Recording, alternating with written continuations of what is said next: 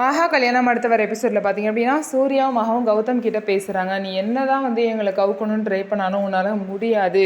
நீ இப்போ கூட எங்களுக்கு பயந்துக்கிட்டு தான் இருக்க. எதுக்கு தான் சவால் விட்டோமோ அப்படின்னு சொல்லிட்டு எங்களுக்கு நல்லாவே தெரியும். இந்த பயம் தான் உன்னோட தோல்வி அப்படின்னு சொல்லிட்டு சூர்யாவும் மகாவும் கௌதம் கிட்ட பேசுகிறாங்க.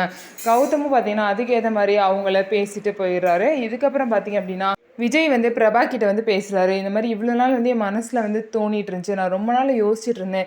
இதுக்கப்புறமும் இந்த விஷயத்த சொல்லலைன்னா தப்பாயிரும். அதனால் நான் உண்மையை சொல்லிடுறேன் அப்படின்னு சொல்லிட்டு ஐ லவ் யூ பிரபா அப்படின்னு சொல்லிட்டு பிரபா கிட்ட சொல்லிட்டு என் கூட சேர்ந்து வாழ உனக்கு சம்மந்தமானு கேட்குறாரு. உடனே பிரபாவும் பார்த்தீங்க அப்படின்னா எனக்கு ரொம்ப சம்மந்தம், என் மனசுலேயும் நீ தான் இருக்க அப்படின்னு சொல்லிட்டு பிரபாவும் சொல்கிறாங்க. அதுக்கப்புறம் பார்த்தீங்க அப்படின்னா அனாமிகாவுக்கு ஐஸ்வர்யா நடிச்சுட்டு தான் இருக்காங்க அப்படிங்கிற விஷயம் தெரிஞ்சிருச்சு. ஏன் அப்படின்னா கௌதம் புதுசாக கார் வாங்கியிருப்பாரு. அந்த விஷயம் இங்கே எல்லாருக்குமே தெரிஞ்சிடும். எப்படி தெரிஞ்சிச்சு அப்படின்னா ஐஸ்வர்யா தான் கால் பண்ணி சொல்லியிருப்பாங்க. இது மூலயமா அனாமிகா கன்ஃபார்ம் பண்ணிடுவாங்க ஐஸ்வர்யா நடிச்சுட்டு தான் இருக்காங்க அப்படின்னு சொல்லிட்டு. உடனே அனாமிகா சித்ரா தேவிக்கும் கௌதமுக்கும் கால் பண்ணி இந்த விஷயத்த சொல்கிறாங்க. அவங்க பார்த்தீங்க அப்படின்னா இவ்வளோ நாள் நடிச்சுக்கிட்டு தான் இங்கே இருக்காளா, இப்போ என்ன பண்ணுறேன்னு பாரு அப்படின்னு சொல்லிட்டு ஐஸ்வர்யாவை பார்க்கறதுக்காக போகிறாங்க. ஐஸ்வர்யாவோட நிலைமை இதுக்கப்புறம் என்ன ஆக போகுது, இனிமேலாம் அந்த வீட்டில் அவங்க இருக்க முடியுமா அப்படிங்கிறத பொறுத்திருந்து பார்க்கலாம்.